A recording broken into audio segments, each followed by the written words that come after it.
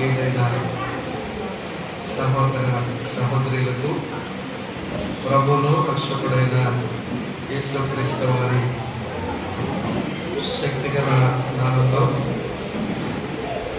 శుభాలు తెలియజేస్తూ ఉన్నాను. అందరూ బాగానే భోంచేశారా? బాగానే భోంచేశారా? వినడానికి తిన్నారా? విశ్రాంతి తీసుకోవడానికి తిన్నారా? ఏంటో వినడానికి తిన్నారా? సాధారణంగా ఇలాంటి కూడికల్లో మధ్యాహ్నం భోజనానికి ముందు హౌస్ ఫుల్ ఉంటుంది. మధ్యాహ్నం భోజనం అయిన తర్వాత హౌస్ నీళ్ళు అవుతుంది. అది రాజాంలో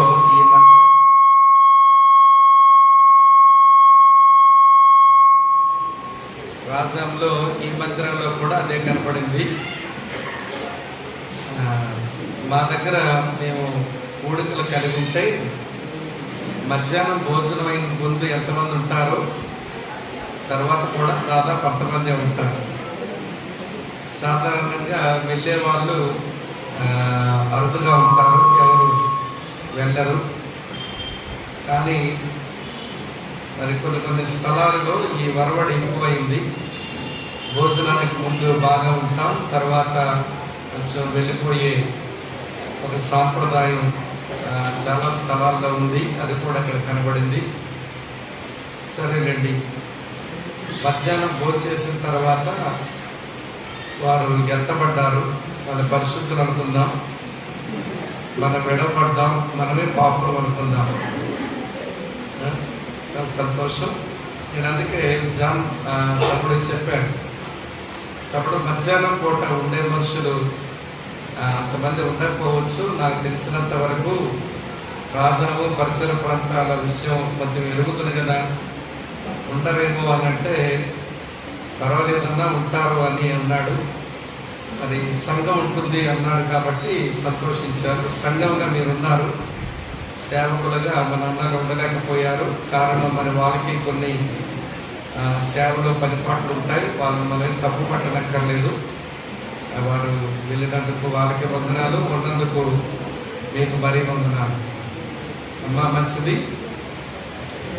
కొంచెం మధ్యాహ్నం పూట కూర్చొని దేవుని వాక్యం వినడం కొంచెం కష్టంగానే ఉంటుంది. ఎందుకంటే మధ్యప్రదేశ్ బరువెక్కింది కదా, ఉత్తరప్రదేశ్ ఉంది. అందులోకి మధ్యాహ్నం భోజనం కూడా కొంచెం మొత్తెక్కించే భోజనం పెట్టినట్టున్నారు. మొక్కతో ముద్ద తింటే మనసు కాస్త మొత్తెక్కుతుందండి. మరి జాన్ నచ్చి మొక్కతో ముద్ద పెట్టారు. మనసు కూడా కొంచెం మొత్తెక్కి ఉంటుంది. కొంచెం మెరుగుగా ఉండే ప్రయత్నం చేయాలని కోరుతా ఉన్నాను. రెండో విషయం ఏంటంటే, నేను మీ మధ్య గమనించింది, దేవుని సన్నిధిలో ఉన్నప్పుడు మందిరంలో ఉన్నాము అన్నట్టుగా ఆ డిసిప్లైన్ కొంచెం మరి ఎందుకు తక్కువలాగా అనిపిస్తుంది మరి నాకు. అంటే ఈ రోజే మీరు ఎలా ఉన్నారో లేక ఎప్పుడు మీరు ఎలా ఉంటారో నాకు తెలియటం లేదు. ఒకరికొకరు మాట్లాడేసుకోవటం, పిల్లలు అల్లరి చేసినా కానీ అల్లరి చేయనీయటం, వాళ్ళు అరుస్తుంటే అదో ప్రసంగం.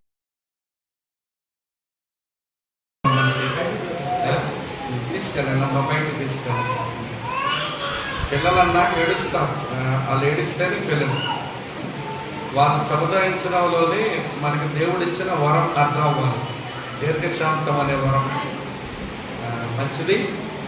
ఇక ఎవరు ఇన్నట్టు కదలడం కానీ కొద్దిమంది సావధానంగా దేవుని వాక్యం విందాం. చాలా కొద్ది నిమిషాలు నేను అవసరమైన సంగతులు చెప్పి నేను మీ అందరికి సెలవు తీసుకుంటాను. మళ్ళీ రాత్రి వేరొక స్థలానికి ప్రయాణం చేసి వెళ్ళాలి కాబట్టి ఎక్కువసేపు నేను మాట్లాడను. అవసరమైన విషయాలు చాలా కొద్ది నిమిషాలు నేను వాక్యంతో మీకు పరిచయం చేస్తాను. పేతురు రాసిన రెండవ పత్రిక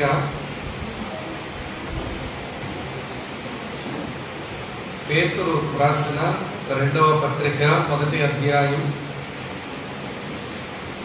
10వ వచనం చదువుతాను. నా వెనకాల చెప్పండి. అందరూ నోరు తెరిచి గట్టిగా చెప్పండి ఈ మాట.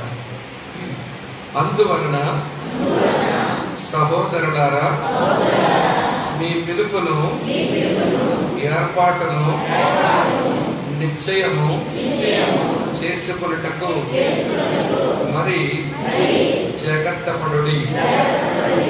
అందువలన సహోదరులారా, మీ పిలుపును, ఏర్పాటును నిశ్చయము చేసుకొనుటకు మరి జాగ్రత్త పడుడి.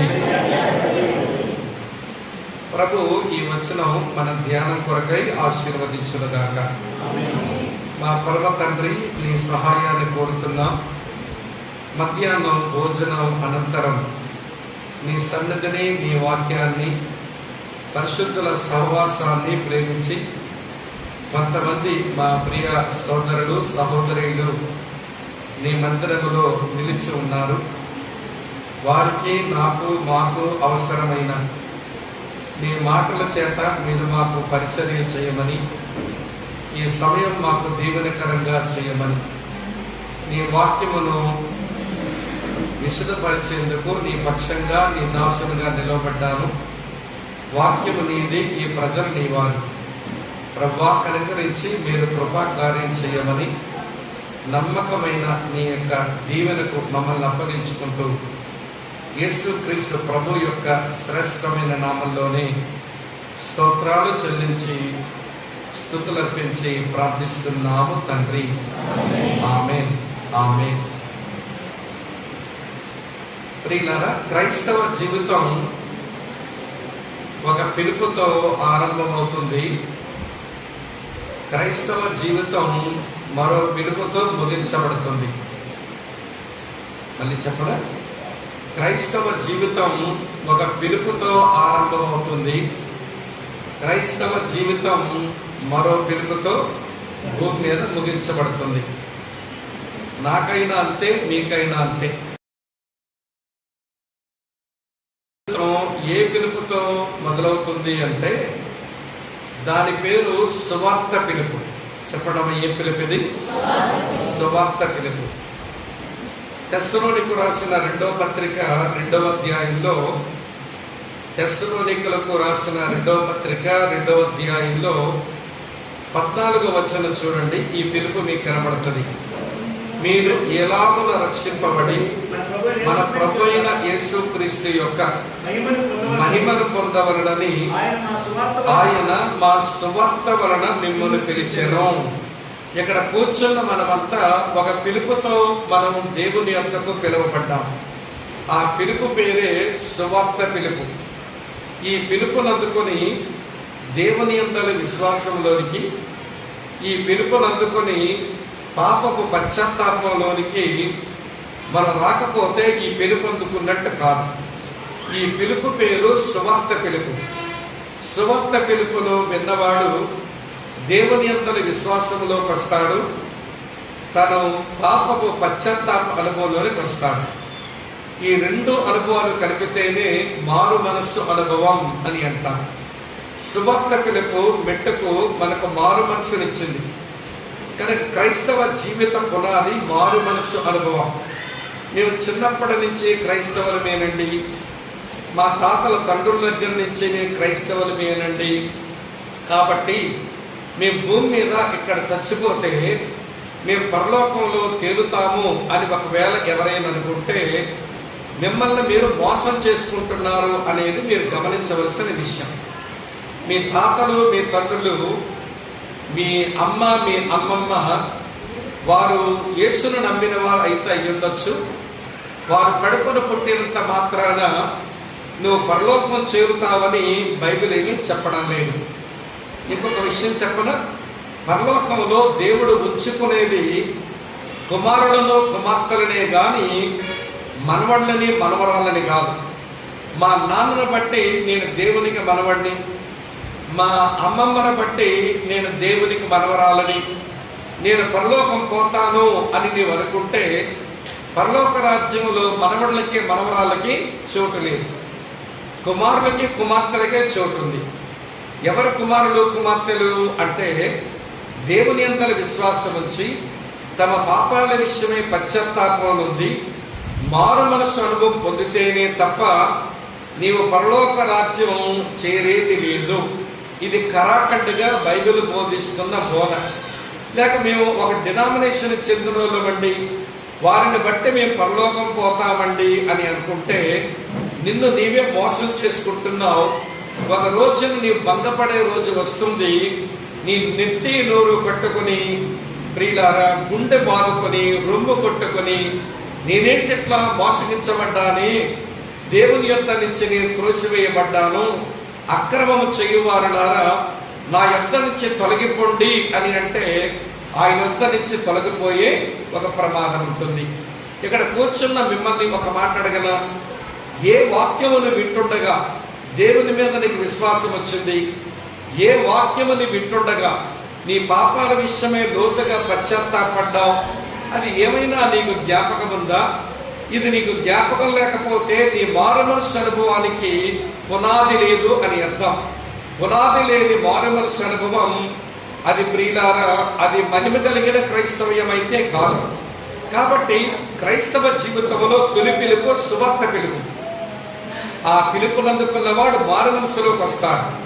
మారు మనసులోకి రావడం అంటే దేవుని యందల విశ్వాసం, పాపముల విషయమైన పశ్చాత్తాపం, ఈ రెండు అందులో కలిసి ఉంటాయి.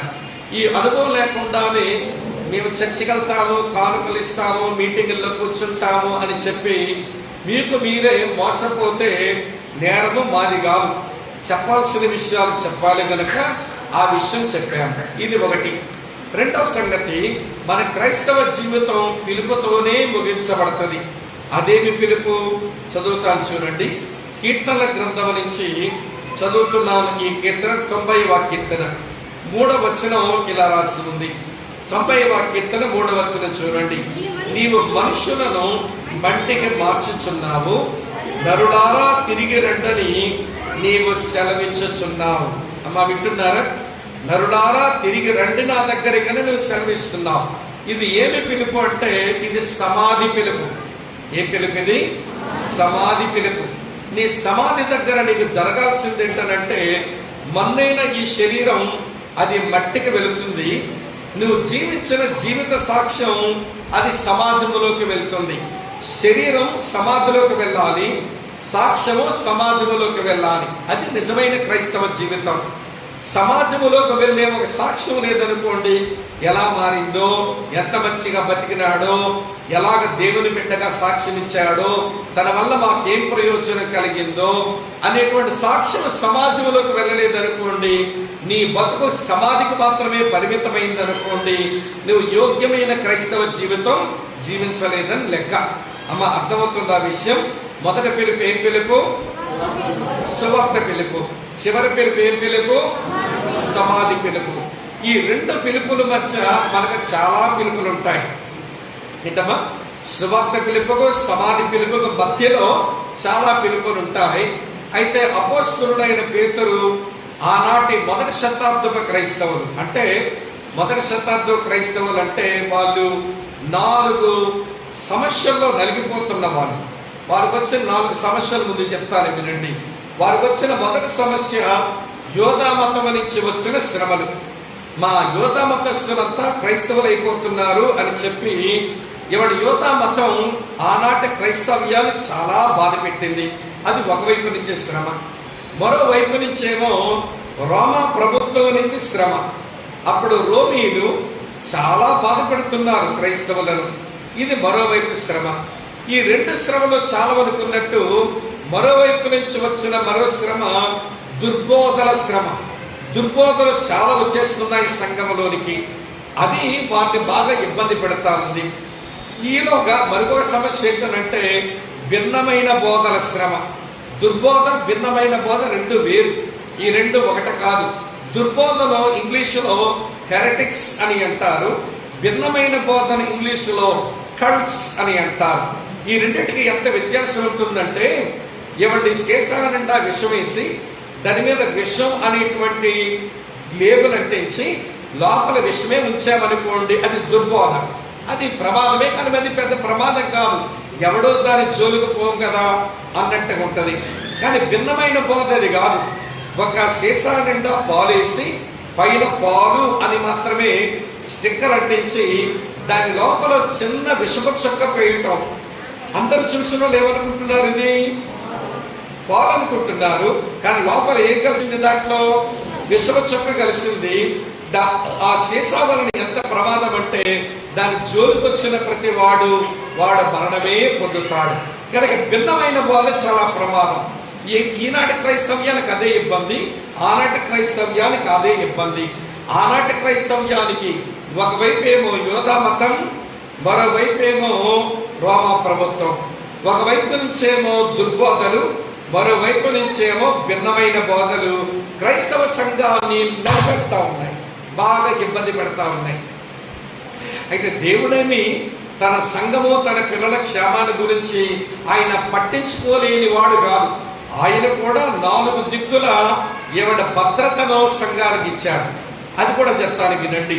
అలా ఇబ్బందుల పాలవుతున్న సంఘములకు దేవుడు అనుగురించిన 4 దిక్కుల భద్రత ఏంటంటే, సంఘములకు శిరస్సు అయిన యేసు అక్కడ ఉండి విజ్ఞాపన చేస్తున్నాడు. అదొక భద్రత. ఎవరి భద్రత? యేసే సంఘములకు భద్రత.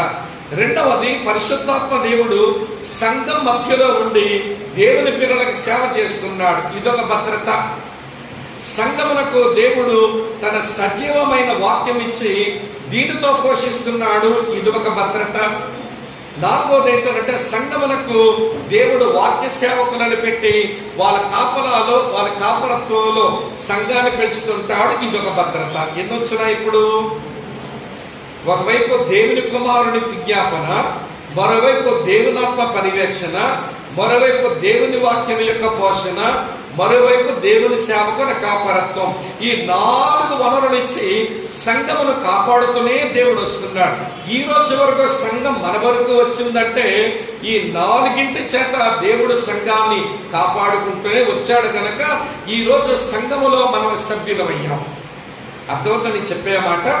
ఒకవైపు యోధా మతం ఆ రోజుల్లో, ఇప్పుడు మరో మతం. ఒకవైపు ఏమో రోమా ప్రభుత్వం, అప్పుడు రోమా ప్రభుత్వం, ఇప్పుడు మరో ప్రభుత్వం.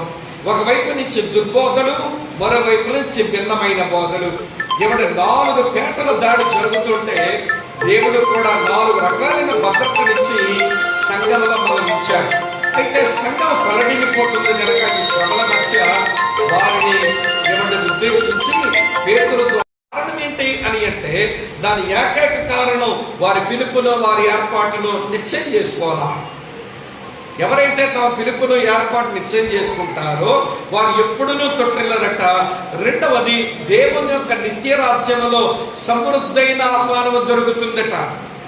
ఇంతమా దేవుని రాజ్యంలో ఏం దొరుకుతుంది? సమృద్ధైన ఆహ్వానం. ఇదెక్కడ చెప్తాను, వినండి. జాన్ వసంత కుమార్ గారు మీటింగ్ పెట్టారు, రెండని మనం పిలిచారండి. తీరా మనం వచ్చామండి. వచ్చినప్పుడు మనల్ని జాన్ వసంత కుమార్ గారు చూడనట్టు వెళ్ళిపోతే, ఏమండి, పలకరించడం మానేసి లోపలికి వెళ్ళిపోతే, భోజన సమయం వచ్చినప్పుడు బాబు భోంచేసి వెళ్ళండి అని అనకపోతే, ఏమండి, ఎప్పుడు నువ్వు నాకు మంచి ఆహ్వానమే దొరికింది జాన్ వసంత కుమార్ గారి వల్ల అని అనుకుంటావా? నువ్వు పిలిచినట్టే పిలిచాడని పలకరించలేదండి, పరిచి మంచినీళ్ళు ఇవ్వలేదండి, పిలిచి మరి భోజనం వడ్డించలేదండి. చూసారా ఎన్ని మాటలు వస్తాయో. ఇది ఏంటనంటే, ఇవండి అలాంటి పరిస్థితే కానీ దగ్గర ఉందనుకోండి, నిలవాలని అనిపించదు, నువ్వే వెనుదిరిగి వెళ్ళిపోతావు. ఎందుకంటే నీకు సమృద్ధి అయిన ఆహ్వానం లేదు. కానీ నువ్వు రాగానే praise lord brother, praise lord sister, మీరు రావడం చాలా సంతోషం, లోపలికి రండి, నీళ్లు తాగండి, మీటింగ్లో కూర్చోండి, వాక్యం వినండి, భోజనం చెయ్యండి, వెళ్ళినప్పుడు కూడా వందనాలు చెప్పి మళ్ళీ పంపించాలనుకోండి, అక్కడ మనకి ఏం దొరికినట్టు? సమృద్ధైన ఆహ్వానం దొరికినట్టు. పరలోక రాజ్యంలో మనకు సమృద్ధైన ఆహ్వానం దొరకాలన్నా, భూమి మీద మనం తొట్టుపాటు లేకుండా స్థిరులుగా జీవించాలన్నా మన పిలుపును, మన ఏర్పాటును నిశ్చయం చేసుకోండి అన్నాడు. అర్థమైందా నేను చెప్పిన విషయం? ఇప్పుడు క్రైస్తవ జీవితం దేంతో మొదలైంది? ఒక పిలుపు, దాని పేరు సువార్త పిలుపు. క్రైస్తవ జీవితం దేంతో ముగించబడుతుంది భూమి మీద? అది మరో పిలుపు. అదేం పిలుపు? సమాధి పిలుపు. సువార్త పిలుపు, సమాధి పిలుపు మధ్య మనకు చాలా పిలుపులు ఉన్నాయి. ఈ మధ్యలో మనకు చాలా పిలుపులు ఉన్నాయి. ఆ పిలుపులు తెలుసుకొని ఆ పిలుపుల్లో మనం సరిగా బ్రతికితే మనము ధన్యులం, లేకపోతే మనం అన్యులం. అంటే అంతకుమించేమీ లేదు. కాబట్టి ప్రియమిత్రులారు ఇప్పుడు చూపిస్తాను వినండి. సువార్త పిలుపుకు సమాధి పిలుపుకు మధ్యలో అమ్మ అక్క వింటుందా చూడండి. ఆ తెల్ల చీర మీద చుక్కలున్నక్క నాకు మైదా రోగం తల్లి అరవైపు చూసే వాక్యం చెప్తా. నేను అందుకే ముందు చెప్పాను కదా, మొక్కతో ముద్ద పెట్టాడు జాన్ వసంత కుమారు, మనసు కాస్త మొత్తెక్కుద్ది కనుక మెలుకుతా ఉండి వినండి అని చెప్పాను. వినండి, ఐతుకులాగా మీరు కునికి కింద పడి చచ్చిపోయారు అనుకోండి, అప్పుడు పౌరుని బతికించాడు. నేనైతే పౌరులు కాకపోయి నువ్వు కింద పడి ఏదయ్యావంటే ఆయన పిలిచే పెట్టి పాతేసి వస్తామని పాతేసి వస్తాం. నాకు ఎవ్వరు కునుకులో కనబడలేదమ్మా, తెల్ల చీర మీద చుక్కలు నక్క. నీ పేరు నాకు తెలియదు, నేనేం చేయను. ఆమె నిద్రపోతుంటే నాకు ఇక్కడ భయం వేస్తుంది, ముందుకు పడిపోతుంది. పర్లేదు రండి, అవసరం ఉంటుంది కదా శరీరం. అన్ని శరీర తత్వాలు ఒకలాగా ఉండవు. పాప నిద్ర వచ్చేస్తున్నా ఆమె వెనుక చేస్తున్న విను తల్లి. మనం కూర్చొని చూసారా మీరు ఎంత బ్లాంక్ గా ఉన్నారో. ఇల్లు కట్టుకోగలిగామండి. ఆశీర్వాదమా దీవెన? ఆశీర్వాదం మనసులో వచ్చండి, అలా చెప్తాను. తర్వాత నీ పిల్లకి పెళ్లి చేయగలిగావు. ఆశీర్వాదమా దీవెన?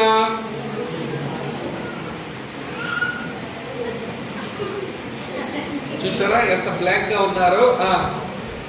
తర్వాత నువ్వు మంచి కారు కొనుక్కోగలిగావు. ఆశీర్వాదమా దీవెన? ఆశీర్వాదం. మరి అందరూ అలాగ అంటున్నారు రండి, మీరంటే తప్పేమి లేదు. ఇల్లు కడితే ఆశీర్వాదం అంటారు. అమ్మ వింటున్నారా?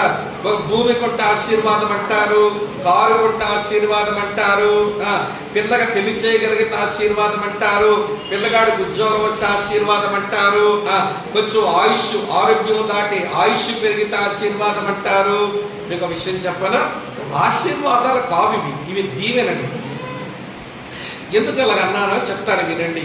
దేవుడు చేత మీరు ఇల్లు కట్టుకొని మీరు ఆశీర్వదించబడితే, మరి అక్కడ ఉన్న అన్యుడు కూడా ఇల్లు కట్టుకున్నాడు, మరి ఏమైనాడు? ఆయన ఆశీర్వదించబడ్డాడా? మీరేమో కారు కొన్నారు, మీరు ఆశీర్వదించబడ్డామన్నారు. మరి అక్కడ ఉన్న ఒక అన్యుడైన సహోదరుడు ప్రభువుని ఎరగిన వాడు, ఆయన కారు కొన్నాడు, ఆశీర్వాదమా? మనం మన పిల్లగా పెళ్లి చేశాం, ఏమంటే వాళ్ళ పిల్లగా పెళ్లి చేసుకున్నారు, అది వాళ్ళు ఆశీర్వదించబడ్డారా? మనమేమో 3 ఎకరాలు కొన్నాం, వాళ్ళేమో 10 ఎకరాలు కొన్నారు, ఆశీర్వదించబడ్డారా? చూసారా క్రైస్తవులు, ఈ తరం క్రైస్తవులకు అమ్మ వింటున్నారా, ఆశీర్వాదానికి దీవెనకు తేడా తెలియదు. దీవించబడి ఆశీర్వదించబడ్డాం అనుకుంటు, ఇవన్నీ దీవెనలు. ఇల్లు కట్టాం దీవెన, కారు కొన్నాం దీవెన, పిల్లకి పెళ్లి చేసాం దీవెన, పిల్లగాడికి ఉద్యోగం వచ్చింది దీవెన, 1 ఎకరం భూమి కొనుక్కోగలిగాము దీవెన, ఏమండి పిల్లాడికేమో ఏమండి మంచి ర్యాంక్ వచ్చింది దీవెన. ఆశీర్వాదం ఒకటి కాదు. ఆశీర్వాదం అనేది పరసంబంధమైన జీవితానికి చెందింది, దీవెనలు అనేవి భూ సంబంధమైన జీవితానికి చెందినవి. ఈ రెండు విడగొట్టడమే మనకు రాలేదు. దీవించబడినోడంతా ఆశీర్వదించబడ్డామంటున్నాం. అందుకే ఒక దైవజనుడు అన్నాడు, ఇంగ్లీష్లో బాగా చెప్తున్నాడు, God's benevolences are not God's blessings అన్నాడు. గాడ్స్ బెనవలెన్సెస్ అంటే దేవుడు నీకు చేసిన మేలులు అవి దేవుడు ఇచ్చిన ఆశీర్వాదాలు కాదు. దేవుడు మంచివాడు గనక, మేలు చేయవాడు గనక, అంత కమ్మ పాడారు, ఎంత మంచి పాట పాడారు, మేలు చేయక నీకు మేలు చేయకుండా ఉండలేడు, అన్యుడికి కూడా మేలు చేయకుండా ఉండలేడు. అది మేలును దీవెనలు, అంతేగాని ఆశీర్వాదం కాదు. ఈ రెండింటికి తేడా యాకోబు రాశాడు. యాకోబు రాసిన పత్రిక 1వ అధ్యాయం మీరు 17వ వచనం చూడండి. ఏమని రాసి ఉంటుందనంటే, అక్కడ శ్రేష్టమైన ప్రతి ఈవియు సంపూర్ణమైన ప్రతి వరమును పరసంబంధమైనదై జ్యోతిర్మయుడ దేవుని యొద్ద నుంచే వచ్చెను. అక్కడ ఈవులు ఉన్నాయి, అక్కడ వరములు ఉన్నాయి. వరములు ఆశీర్వాదాలు, ఈవులు దీవెనలు. భూమి మీద మనకు ఆయుష్ పెరిగింది ఇవి, భూమి మీద ఇల్లు కట్టుకోగలిగాము ఇవి, భూమి మీద కారు కొన్నాము ఇవి, భూమి మీద మన పిల్లకి పెళ్లి చేయగలిగాము ఇవి, మన పిల్లగాడికి ఉద్యోగం వచ్చాం ఈ ఈవులు ఇవన్నీ అడిగినోడికి ఇస్తాడు, అడగనోడికి ఇస్తాడు. ఏంటంటే అన్యులకు ఇవ్వడం లేదా? మరి ఎవరిస్తారు? తిరుపతి వెంకన్న బాబు ఇస్తున్నాడా? యేసుప్రభు ఇస్తున్నదండి. ఆయన సృష్టికర్త. ఉదయమే నేర్చుకున్నాం, ఆయన అందరికీ ప్రభు. ఆయన అడిగినోడికి ఇచ్చేవాడు, అడగని వాళ్ళకు కూడా ఇచ్చేవాడు. దీవెనలు ఎవరికైనా ఇస్తాడు, కానీ ఆశీర్వాదాలు అందరికి ఇవ్వడు. ఏంటమ్మా చెప్పండి, ఏంటిది? ఆశీర్వాదం అందరికి ఇవ్వడు. ఆశీర్వాదం కొరకు మనం అడుక్కోవాలి. యొప్పేకు రేపు దగ్గర పెనుయేలు అనే చోట యాకోబు దేవుణ్ణి అడిగాడు, నీవు ఆశీర్వదిస్తేనే గాని నేను నిన్ను వదలను అన్నాడు. అన్నాడా? ఏమంటే ఆదికాండం 32వ అధ్యాయంలో నువ్వు నన్ను ఆశీర్వదిస్తే కానీ నేను నిన్ను వదలను అన్నాడు. ఏం ఆశీర్వాదం కావాలండి? భార్యలు లేరా? ఉన్నారు. బిడ్డలు లేరా? ఉన్నారు. ఉపపత్నులు లేరా? ఉన్నారు. పశువులు లేవా? ఉన్నాయి. దాసదాసీలు లేరా? ఉన్నారు. అమ్మ మాట్లాడకూడదు, ఎవరు మాట్లాడకూడదు. ఎవడు వెండి బంగారాలు లేవా? ఉన్నాయి. మరి ఏం కావాలి నీకు? అవన్నీ దీవెనలండి. అవి నాకు ఇచ్చాడు నా దేవుడు, అడగనోళ్ళు కూడా చాలా మందికి ఇచ్చినాడు ఈ దేవుడు.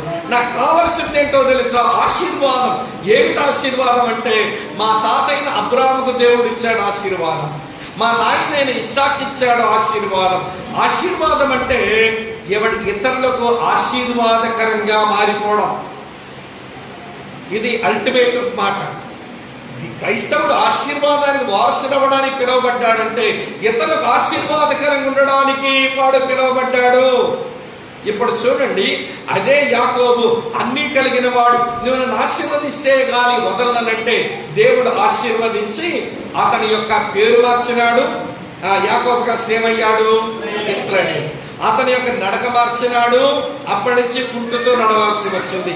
అలా ఆశీర్వదించబడిన ఈ యాకోబుని అతని కుమారుడైన యోసేపు ఎవడు ఫరో ముందుకు తీసుకుని వెళితే ఈ ఫరోను ఈ యాకోబు ఆశీర్వదిస్తా ఉన్నాడు. ఫరోను దీవించడం అంటే ఏంటో తెలుసా? ఫరోనికి ఆశీర్వచనం పలకడం అంటే ఏంటో తెలుసా? ఫరో అప్పటికి ప్రపంచ చక్రవర్తి. అతనిలో అన్ని సామ్రాజ్యాలు ఉన్నాయి. అతను అన్ని సామ్రాజ్యాలకు అధినేత. ఇప్పుడు ఫరో నెత్తి మీద చేయవచ్చి ఆశీర్వదిస్తున్నాడు యాకోబు అంటే అర్థం ఏంటో తెలుసా? దేవా, మా తాతకి మా నాయనకి నాకు నువ్వు ఇచ్చిన ఆశీర్వచనం, మీరు అనేకులకు ఆశీర్వాదకరంగా ఉంటానన్నారు, నేను ఆశీర్వాదకరంగా ఉన్నాను ఇప్పుడు సమస్త జనులకు. అర్థమవుతుందా? ఆశీర్వాదాలంటే వరములు. అవి సంపూర్ణంగా ఉంటాయి. అవి పరసంబంధమైన జీవితానికి పనికొస్తాయి. ఈవులు అంటే దీవెనలు, అవి భూ సంబంధమైన జీవితానికి పనికొస్తాయి. ఈ రెండింటిని విడగొట్టడం రాకపోతే ఏమండి, శ్రీకాకుళం భాషలో చెప్పంటారు ఒక మాట, చెప్తాను వినండి. సుడొక దగ్గర అయితే స్వర్గం దగ్గర వేసారంట. ఏంటమ్మా? సుడొక దగ్గర అయితే స్వర్గం దగ్గర వేసారంట. వీడికి 2 సుడులు ఉన్నాయి. ఈ 2 సుడులు ఉంటే వీడికి ఇద్దరు పిల్లలు వస్తారని అందరూ అంటున్నారని ఈ సుడి దగ్గర కొంచెం సొరకేస్తే ఒకే సుడిలా ముంచుదాం అనుకుందంట అమ్మ. సుడే వీడికి ఒక దగ్గర ఉంటుంది, అమ్మ సొరకో దగ్గర ఎట్టిందండి, మరొక సుడి అయ్యిందండి. అప్పుడు అందరూ వీడికి 3 పిల్లలు అని. ఇంతకుముందు ఎంతమంది అవుతారు? 2 అవుతారట. ఇప్పుడు ఎవడు సుడి పడింది వాళ్ళ అమ్మ కాల్ చేసి జుత్తు. ఇప్పుడు ఎంతమంది వచ్చారు? వీడికి 3 వచ్చారు. అంటే ఒకదానికి చేయాల్సిన పని మరో దానికి చేయటం అన్నమాట. వినండి ప్రియులారా, ఈ రోజున ఆశీర్వాద దీవెనలు ఒకటి కాదు. దీవెనలు భూ సంబంధమైన జీవితానికి, వరములు పరసంబంధమైన జీవితానికి ఆశీర్వాదాలు. ఇప్పుడు చెప్తాను వినండి. పాప క్షమాపణ పొందాం, అది వరమా దీవెన? ఆశీర్వాదమా దీవెన? చెప్పండి. ఆశీర్వాదం. నీతిమంతులుగా చేయబడ్డాం, అది దీవెన. ఆశీర్వాదం అంటే ఆశీర్వాదం. దేవుడితో సమాధానపరచబడ్డాం, అది దీవెన. ఆశీర్వాదం అంటే ఆశీర్వాదం. పాప క్షమాపణ పొందిన మనము, నీతిమంతులుగా చేయబడ్డ మనము, విమోచించబడిన మనం, ఈ అనుభవాన్ని ఇంకోరికి ఇవ్వడానికి మనం చెబుతుంటాం. చూశారు, ఆశీర్వదించబడిన మనం మరొక ఆశీర్వాదకరంగా మారిపోతున్నామన్నమాట. అర్థమవుతుందా నేను చెప్పే విషయం? కనుక వినండి, దీవెన పొంది ఆశీర్వచనం అనుకునే మత్తులో ఉండకండి క్రైస్తవులు. దీవెనలు అడిగిన ఇస్తాడు, అడగకపోయిన ఇస్తాడు, కానీ ఆశీర్వాదాలు అడిగితేనే వస్తాయి. ఆశీర్వదించబడిన వారు ఆశీర్వాదాన్ని వారసులు అవుతారట. అలాంటి వారు ఎట్లుంటారట చూడండి. కీడుకు ప్రతి కీడు ఎవరికీ చెయ్యరంట, 1 పేతురు 3:9 కీడుగా ప్రతి కీడు ఎవరికీ చెయ్యరంట, దోషులుగా ప్రతి దోషుని ఎవరికీ చెయ్యకుండా దీవిస్తారంట. చూసారా తల్లి, కీడుకి ఏం చేయరంట, ప్రతి కీడు చేయరు, దోషునికి ఏం చేయరంట, ప్రతి దోషుని చెయ్యరంట. ఇది యేసు ప్రభు లక్షణం అండి. దూషించిన వారిని బదులు దూషించకపోవడం, శ్రమ పెట్టిన వారిని బెదిరించకపోవడం, ఇతరులకు దీవెన కలిగించడం, ఇది యేసు ప్రభు లక్షణం. పైన రాసి చూడండి, 1 పేతురు 2వ అధ్యాయం చూస్తారా, ఇలా రాసి ఉంది 23వ వచనం.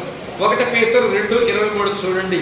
ఆయన దూషింపబడి బదులు దూషింపబడలేదు, ఆయన శ్రమ పెట్టబడి బెదిరింపక న్యాయముగా తీర్పు తీర్చు దేవునికి తన్ను తాను అప్పగించుకొనెను, మరి ఎవరిని ఆయన అప్పగించలేదు. అందుకే యేసు ప్రభు ప్రపంచమంతటికి ఆశీర్వాదకరంగా ఉన్నోడయ్యాడు. ఇప్పుడు ఆశీర్వాదానికి వారసులు అవ్వడానికి పిలువబడిన మాట నిజమైతే నీవు ఎవరికి ఆశీర్వాదంగా మారావు?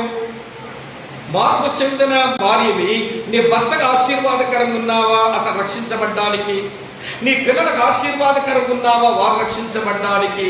నువ్వు భర్తకు రక్షించబడ్డావు, నీ భార్య బిడ్డలకు ఆశీర్వాదకరంగా ఉన్నావా వారు రక్షించబడ్డానికి? అలాంటి ఆశీర్వాదం వారసులైన వారు ఎవడి కీడు చేసిన వారికి ఎవడు తిరుగు కీడు చెయ్యరంట. యేసయ్యకు అందరూ కీడు చేస్తుంటే ఆయన శిలువ నుంచి అంటాడు, తండ్రి వీరు ఏం చేయుచున్నారు, వీరు ఎరుగరు కనుక క్షమించన్నాడు. కానీ ఆయన ప్రతి కీడు ఎవరికి చెయ్యలా. దూషించారండి భయంకరంగా ఆయనను, తిరిగి ఎవరిని దూషించలా. దెయ్యాలు కనుక తన్నారు, తలవంచుకొని పోయాడు. సమరయుడు అని అన్నారు, తలవంచుకొని వెళ్ళిపోయాడు.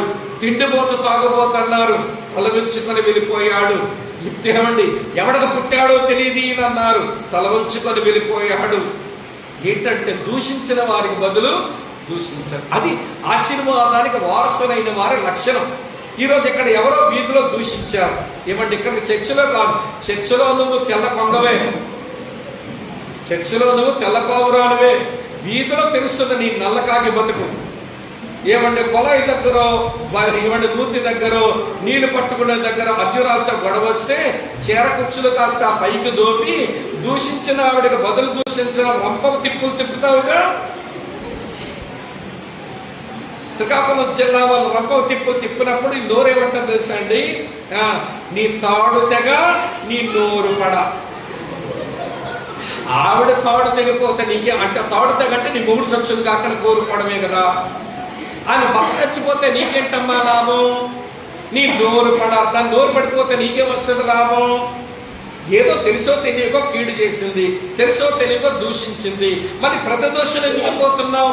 తిరిగి కీడు చేద్దాం అనుకుంటున్నావంటే నువ్వు ఎలాగ ఆశీర్వాదానికి వారసురాలు అయ్యావనుకుంటున్నావు? చర్చిలోకి వచ్చే స్తోత్రాలు కొడితే తెల్లారిపోయిందా? నాలాంటి బోధకుడు హల్లెలూయా అంటే తిరిగి అంటున్నావు, అది సరిపోతుందా? వినండి ప్రియులు, అందుకన్నా మందిరంలో తెల్ల పావురాలు వాళ్ళ వీధుల్లోకి వెళ్ళి చూస్తే నల్ల కాకులు. అక్కడ కాకి బతుకు, మళ్ళీ చెప్పండి అమ్మ, ఇక్కడేం బతుకమ్మా? పావురం బతుకు. ఇక్కడేమో తెల్ల పావురమే, వీధిలోకి వెళ్ళి చూస్తే తెలుసు. కనుక వినండి చెప్తాను, నువ్వు దేని కొరకు పిలువబడ్డావు? ఆశీర్వాదమైన వారసురాలు ఒకటిగా పిలువబడితివి. నువ్వు ఆశీర్వాదాన్ని వారసులు అవ్వడానికి పిలువబడ్డావు అంటే నువ్వు మరొకరు ఆశీర్వాదకరంగా మారే మనిషివి. కీడు చేసిన వారికి ప్రతి కీడు చెయ్యవు, దూషించినటువంటి వారిని మొదలు నీవు దూషించు, అందుకొరకు నువ్వు పిలువబడ్డావు. అమ్మా ఎవరు మాట్లాడుతుంది పైన? అమ్మా ఎవరు మాట్లాడుతుంది? మీకు దేవుని భయం లేదా? చెప్పండి. ఆశీర్వాదమునకు వారసులు ఒకటి పిలువబడితే సువార్త పిలుపుకు సమాధి పిలుపుకు మధ్యలో క్రైస్తవుడు కలిగి ఉన్న మరో పిలుపు ఆశీర్వాదమునకు వారసులమౌటకై పిలువబడితే చెప్పారు. రెండో చెప్తాను రండి. 1 పేతురు 1వ అధ్యాయంలో చదవండి, 14-16 వచ్చిన తెలుగు బైబిల్లో కలిసి ఉన్నాయి. నేను పరిశుద్ధుడనై ఉన్న ప్రకారం మీరును పరిశుద్ధులై ఉండవలన రాయబడి ఉన్నది కాగా, మీరు విధేయులకు పిల్లలై మీ పూర్వపు అజ్ఞాన దశలో మీ పుట్టిన ఆశలు అనుసరించి ప్రవర్తింపక మిమ్మల్ని పిలిచిన వాడు పరిశుద్ధులై ఉన్న ప్రకారం మీరును సమస్య ప్రవర్తన యందు పరిశుద్ధులై ఉండండి. రెండో పిలుపు ఏంటంటే పరిశుద్ధులుగా జీవించడానికి పిలువబడ్డాం. మీరు మాట్లాడుకుంటే నేనేం మాట్లాడలేను ఇక్కడి నుంచి. మేము దేవుని సంధిలో ఉన్నాము, దేవుడు మాట్లాడుతున్నాడు, మనం ఇష్టం వచ్చినట్టు ఉండకూడదన్న భయం ఉంటేనే మనం ఆశీర్వదించబడేది, దీవించబడేది. మీరు అంత ఇండిసిప్లైన్గా ఉంటే నా వల్ల కాదు చెప్పడం. అమ్మ అర్థమవుతుంది నేను చెప్పే మాట. కనుక నా ప్రసంగం అయ్యే వరకు మీరు ఒక్క మాట నోరెత్తి పక్క కూర్చున్న అమ్మతో కూడా ఒక మాట మాట్లాడుకోండి. అప్పుడు దేవుని యొక్క ఎవరి సన్నిధి నీతో ఉంది అనే గ్రహింపులోకి వస్తారు. కొంతమంది చర్చల్లో కూర్చుంటారు కానీ క్రమశిక్షణ అవ్వదు. దాని వలన ఏమండి మనం గలగలా మాట్లాడుకుంటే యేసుప్రభు మారు మనసు లేని ఒక కొత్త వ్యక్తి వస్తే ఇక్కడ దేవుడు ఉన్నాడని ఫీలింగ్ వస్తుందా? మన అల్లరి, మన గోల అంతా నేర్చుకోవాలి. దేవుని పిల్లల క్రమశిక్షణ. నేను ఎప్పుడో క్రమశిక్షణ కలిగిన భక్తి క్షేమాభివృద్ధి కలిగిస్తుంది. క్రమశిక్షణ లేని భక్తి క్షీణదశను పుట్టిస్తుంది. మనం ఎందుకు క్షీణించిపోవడం? క్షేమాభివృద్ధి పొందుదాం, క్రమశిక్షణతో బతుకుదాం. దేవుడు నేను అంతే, నా పక్కన మనిషితో కూడా నాకేం సంబంధం లేదు. నోరెత్తే ఒక్క మాట మాట్లాడను. నేను మాట్లాడడం వల్ల అక్కడ దేవుని పని పాడవకూడదు అనేటువంటి స్పృహతో దేవుని పిల్లలు బ్రతకాలి. స్థానిక పాస్టర్ గారు కొంచెం గట్టిగా చెప్పలేదు, చెబితే మీరు వాళ్ళ మీద అలిగేస్తారు కాబట్టి పైనుంచి వచ్చి నా బోటోడే చెప్పగలగాలి ఇలాంటివి. అమ్మ వింటున్నారా? అమ్మగారు నేర్పించాలి మీరందరూ సంఘమాతనికి. క్రమశిక్షణ లేని భక్తి అది క్షీణదశగా పోతుంది. క్రమశిక్షణ ఉన్న భక్తే క్షేమాభివృద్ధి పొందుతుంది. ఇక దేవుని సందులోకి వచ్చాక దేవుడు తను అన్నట్టు కూర్చోవాలి. కానీ ఇక వాళ్ళతో మాట్లాడు, వీళ్ళతో మాట్లాడు, దేవుడి పరిపాటు చేసి కొత్తగా వచ్చిన వాళ్ళకేమో క్రమశిక్షణ తెలియకపోయి ఇక్కడ దేవుడు ఉన్నాడని ఫీలింగ్ రాకపోతే ఏమండి దేవుని సంగతి మనమే అంటాం. ఎక్కడిద్దరు ముగ్గురు నామలో కూడి ఉంటారో వారి మధ్య నా ప్రభు ఉంటానని చెప్పాడని నువ్వు వల్లిస్తావు వాక్యం. మరి దేవుడు ఎక్కడ ఉన్నాడని స్పృహ లేకుండా బ్రతికితే ఎట్లా? నేను కోపడుతున్నాను అనుకోకండి, కోపంతో చెప్తున్నానండి. కోపడుతున్నాను అనుకున్నా అనుకోకపోయినా నాకేం పెద్ద లెక్కలేదు. కానీ మీరు బాగుపడితే అది అంతే సంతోషం. దేవుని మందిరంలోకి వచ్చిన తర్వాత మళ్ళీ పాస్గా దీవెనిచ్చి వెళ్ళమన్న వరకు వెళ్ళకుండా, ఎవరితో మాట్లాడకుండా, ఎవరి నిశ్శబ్దంగా దైవ ధ్యానంతో కూర్చుంటేనే ఏదైనా మీరు ఆధ్యాత్మికంగా మేలు పొందేది. అది గుర్తుపెట్టుకోండి. ఇప్పుడే కాదు, మీరు చచ్చేవరికి మనసులో పెట్టుకోండి. నేను దేవుని సందుకు వెళ్ళాక దేవుడు నేను అంతే. దేవుని సేవకుని యుద్ధం చేయవస్తుందో వింటా, దాన్ని ధ్యానం చేసుకుంటా, దేవునికి నన్ను నేను అప్పగించుకుంటా. ఆశీర్వచనం ఇచ్చా బయటికి వెళ్ళాక అక్క బాగున్నావా, చెల్లి బాగున్నావా, బాబు బాగున్నారు నాయన, ప్రార్థన చేయండి నా గురించి, అప్పుడు మాట్లాడుకోవాలి. ఎక్కడ? అవతలకి వెళ్ళాక. ఈ లోపల మాట్లాడుకోవాల్సిన విషయాలు అయితే అవి కావు. అది మీరు దయతో గమనించాలని కోరుతా ఉన్నాను. చూసారా, నేను కొంచెం పక్కకు రావాల్సి వచ్చిందా నా వాక్య క్రమంలో నుంచి. ఆ పైన ఉండేవాళ్ళు మీరు క్రమశిక్షణ పాటించకపోతే కుదరదు. మరోసారి చెప్పాను వాళ్ళకి. రైట్, ఇప్పుడు రండి, ఎక్కడున్నా మనం? సువార్త పిలుపుకు, సమాధి పిలుపుకు మధ్యలో ఉన్న పిలుపుల్లో ఒక పిలుపు ఆశీర్వాదములకు వారసుల వరకు పిలువబడితే మొదట మాట. రెండో మాట ఏంటంటే పరిశుద్ధులుగా జీవించడానికి పిలువబడ్డాం. పరిశుద్ధులుగా జీవించడానికి పిలువబడ్డం అంటే ఇది వినండి, ప్రవర్తన విషయంలో లేక నైతిక విషయం, మోరల్ ప్యూరిటీకి చెందిన మాటది. ప్రభువు నమ్మగానే మనల్ని పరిశుద్ధపరిచాడు. తర్వాత క్రమేపీ మనం పరిశుద్ధపరచబడుతుంటాము. ప్రభు ముందుకు వెళ్ళినప్పుడు సంపూర్ణంగా పరిశుద్ధం అవుతాం. అది వేరు. ఇక్కడ చెప్పడంలా ఇక్కడ ఏమన్నాడు చూడండి, మీరు విధేయులకు పిల్లలై మీ పూర్వ అజ్ఞాన దశలో మీకుండిన ఆశలు అనుసరించి ప్రవర్తింపక మిమ్మల్ని పిలిచిన వాడు పరిశుద్ధులై ఉన్న ప్రకారం మీరు సమస్త ప్రవర్తన యందు పరిశుద్ధులై ఉండండి. ఇది నైతిక పరిశుద్ధత.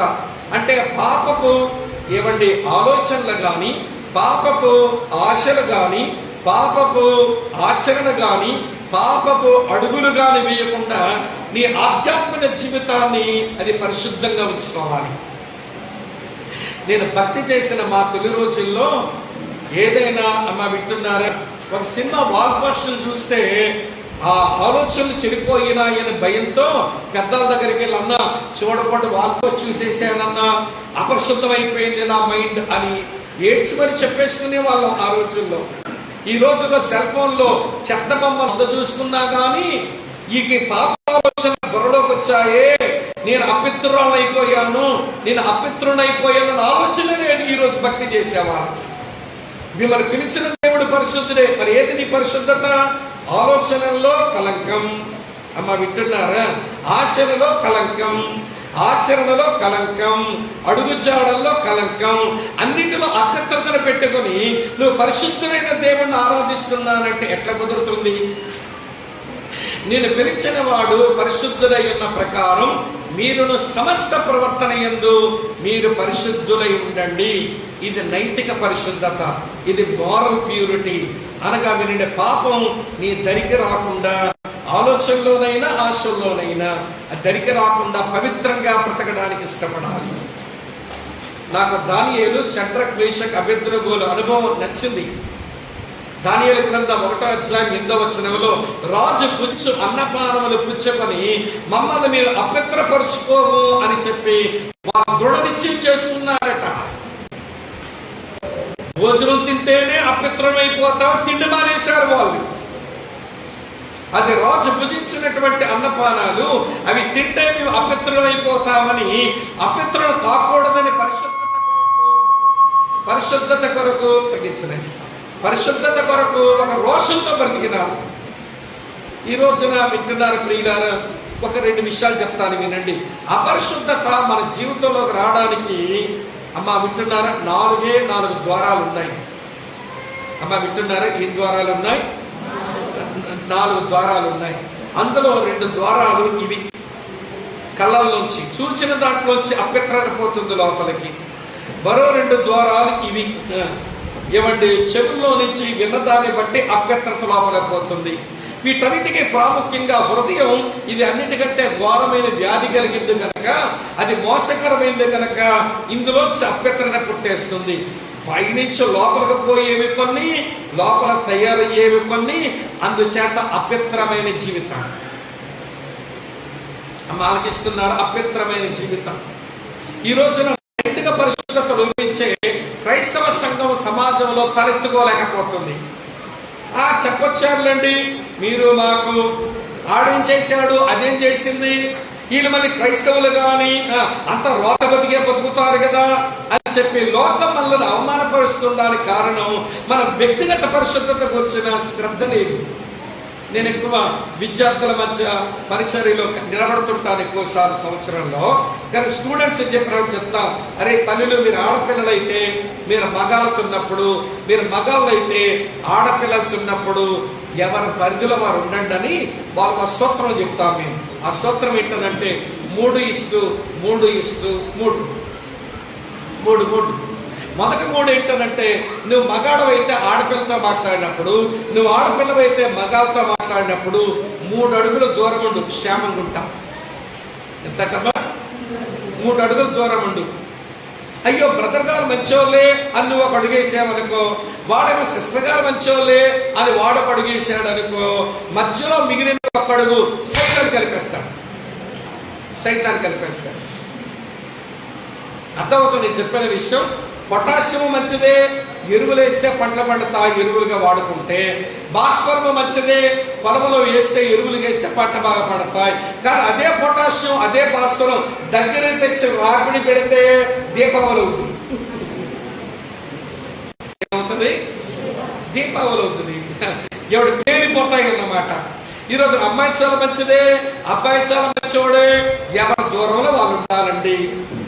క్రైస్తవ సంఘంలో మన దగ్గర ఓపెన్ బ్రదర్హుడ్ ఉంటుంది. అక్క, చెల్లి, ఆంటీ, బాబాయ్, అంకుల్, ఆంటీ, టరడర అనుకుంటూ దగ్గరకు వచ్చేస్తామే. ఈ దగ్గరకు రావడంలోని మనసు కలంకమవుతుంది, హృదయం కలంకమవుతుంది, మన అభ్యంతర జీవితంలో పడే అవకాశం ఉంటుంది. అందుకే మొదటి 3 ఏంటమ్మా? 3 అడుగుల చెప్పండి ఎంత 3 అడుగుల దూరం. రెండో 3 ఏంటంటే 3 నిమిషాల కంటే ఎక్కువ సంభాషణ చేయొద్దు. 3 నిమిషాల కంటే ఎక్కువ సంభాషణ పెంచేవనుకో, వీడంటాడు, అయ్యో నీ ఇంట్లో నిన్ను ప్రేమించే వాళ్ళు ఎవరు లేరా, అందుకే మీరంతా డల్లుగా కనబడతారా, మీరు ఏమలా దిగులు పడకండి మేడం, నేనున్నానుగా, ఈ లవ్ అంటాడు. ఇద్దరు కూడా అయిపోయింది నీ కథ. అంతే అయిపోయింది. 3 నిమిషాల కంటే వాడితో ఎక్కువ సంభాషణ ఎందుకు? పోనీ ఈ అబ్బాయికి ఈ అమ్మాయి అయ్యో మీరంత విచారంగా కనబడుతుంటే ఏమి సమస్యలు అనుకున్నానండి, మీ ఇంట్లో మిమ్మల్ని ప్రేమించే వాళ్ళు ఎవరు లేరా, మీరు ఏమి చింతించకండి, దిగులు పడకండి, నేను ఉన్నాను కదా, ఐ లవ్ యూ అంటే దుర్మార్గుడు. ఈ దుర్మార్గురాలు ఎప్పుడైతే లవ్ యూ అంటే దగ్గరకు వచ్చిందో ఇక ఈ ఏటీఎం కార్డు గీకుడే గీకుడు, దాని కొరకు బట్టలు తీయాలి, దాన్ని అడిగిన కొనాలి, మొత్తం ఏటీఎం కార్డు గీకి గీకి గీకి ఇటు బ్యాంక్ అకౌంట్ అంతా నిల్లు అయిపోతుంది అన్నమాట. పెట్టున్నారా లేదా? మొదటి 3 ఏంటమ్మా? వెరీ గుడ్, బాగా ఎలక్ట్రిక్ బాగా ఇస్తాయి. మొదటి 3 ఏంటి చెప్పండి? 3 అడుగుల దూరం. రెండో 3 ఏంటో చెప్పండి? 3 నిమిషాల సంభాషణ. మూడో 3 ఏంటంటే మూడో మనిషిని పక్కనుంచుకోండి. నువ్వు ఒక అబ్బాయితో మాట్లాడుతున్నావు అనుకో, నీ చెల్లో లేకపోతే మీ అన్నదమ్ముడో లేకపోతే వాడి ఫ్రెండో లేకపోతే వాడన్నదో మూడో మనిషి ఉండని. ఎప్పుడైతే మీరిద్దరు వేరుగా మాట్లాడడం మొదలు పెట్టారో, మూడో మనిషి లేకుండా ఎక్కువసేపు సంభాషిస్తున్నారో, మూడో మనిషి లేకుండా మీరు ఒకరికి దగ్గరకు వచ్చేసారో, ఇక అయిపోయింది మీ జీవితం. పరిశుద్ధతే లేదు. ఒక దగ్గర వాక్యం చెప్తే వాక్యం అయ్యాక పెద్ద ఆవిడ అంటది, వాళ్ళ ఇంటికి పిలిచి అంటుంది, బాబు స్వామి గారు నాయన, ఆవిడ వయసు దగ్గర 60 అంతా ఉంటాయి. ఆమె అంటుందండి, ఆమె బాధ వ్యక్తపరుస్తూ, బాబు పరిశుద్ధత గురించి ఈ పట్టణంలో సేవకులు కూర్చోబెట్టి చెప్పాలయ్యా మీరు. ఎవరు చెప్పాలా? సేవకులు కూర్చోబెట్టి చెప్పండి అయ్యా, వాళ్ళ దగ్గర వ్యక్తిగత పరిశుద్ధత లేదు, దానివల్ల మేము వ్యక్తిగతంగా పరిశుద్ధంగా జీవించడం లేదు అంటుంటే అసలు ఏమన్నా పెద్దమ్మకి నాకు అర్థం కాలేదు. ఆ రోజున సేవకులే పరిశుద్ధ జీవితం నేర్పించవలసిన వాళ్ళు, వాళ్ళ దగ్గరే అపరిశుద్ధమైన జీవితం ఉంటే ఇక సంఘానికి ఏం నేర్పిస్తారు చెప్పండి?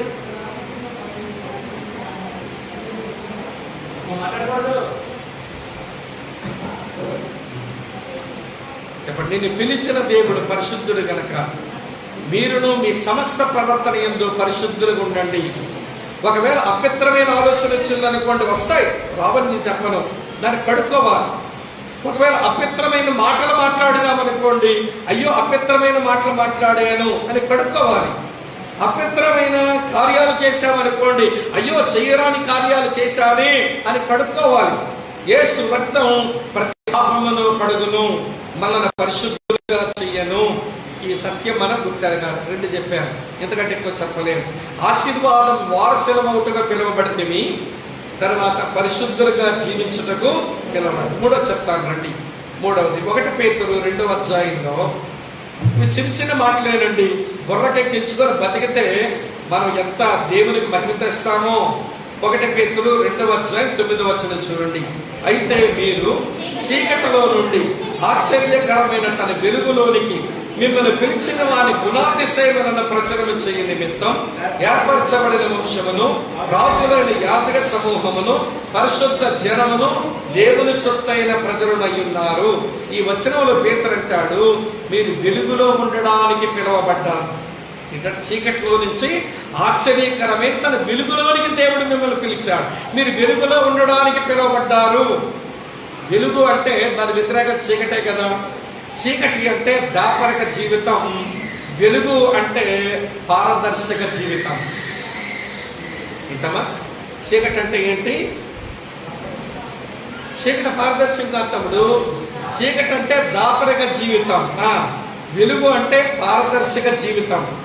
ఇక్కడ కూర్చున్న వాళ్ళు అడుగుతారు, మగాల్ని ఆడాలని, నీ సెల్ ఫోన్ యొక్క పాస్వర్డ్ నీ జీవిత భాగస్వామికి తెలుసా? నీ సెల్ ఫోన్కు నువ్వు పెట్టుకున్న పాస్వర్డ్ నీ భార్యకి ఎప్పుడైనా చెప్పి అప్పుడప్పుడు సెల్ ఫోన్ ఇచ్చి, అమ్మాయి చూసుకున్న సెల్ ఫోన్, నేను ఎవరితో మాట్లాడతానో, ఎవరితో చాటింగ్లు చేస్తానో, ఎవరి దగ్గర మెసేజ్లు వస్తుంటాయో చూసుకో ఒక్కసారి. నీ సెల్ ఫోన్ ఇచ్చిన దమ్మున్న మగాడివేనా?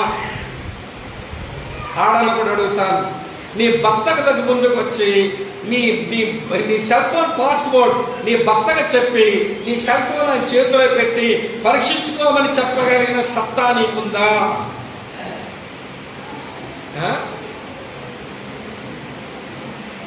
నీ సెల్ ఫోన్ పాస్వర్డ్ మీ ఆయనకి తెలియదు. ఈరోజు నీ సెల్ ఫోన్ ఉందే, ఈ దిష్టిమాలిని యంత్రం, ఈ దిక్కుమాలిని యంత్రం, దీంతో జీవితాలు కూలిపోతున్నాయండి. జీవితాలు కూలిపోతున్నాయి. భర్త ఫోన్ చేసి అమ్మాయి ఎక్కడున్నావు, ఏం చేస్తున్నావంటే వచ్చేస్తున్నానండి, బాగున్నాను, మీరు వచ్చేయండి ఇంటికి అంటది. కానీ ఎవడో ఫోన్ చేస్తే మాత్రం ఏమండి నిమిషాలు మాట్లాడుతూ ఉంటుంది. నీకేమైందా వాళ్ళవే పనికి మళ్ళక్క బుద్ధి లేనిదానా, నీ పెరిమిడితో మాట్లాడడానికేమో నీకు టైం చాలకపోయింది, ఉంటాను మరి అని పెట్టేసా ఫోన్. మరి ఎవడో మాట్లాడుతుంటే ఆడితో గంటలు మాట్లాడతావే. చివరికి అంటాడు, నేను ఫోన్ చేస్తే నాతో ఎక్కువ మాట్లాడు, ఈ మధ్యలో తరచూ ఎవరితో ఎక్కువ మాట్లాడుతున్నావు, ఎవడాడు ఏంటా కథని ఫోన్ అంటే నా ఫోన్ నేను కొట్టద్దు, నా ఫోన్ నువ్వు కొట్టద్దు. ఏమి నంగనాచవే. నంగనాచి అంటే తెలుసా, వేషధారి. ఈరోజు చాలా మంది దేవుని పిల్లల్లో ఉన్నారండి ఇలాంటి వాళ్ళు. నేను బయట వాళ్ళ గురించి మాట్లాడడం లేదు, సంఘంలో ఉన్న క్రైస్తవుల గురించే మాట్లాడుతున్నాను నేను. ఆలకిస్తున్నారా?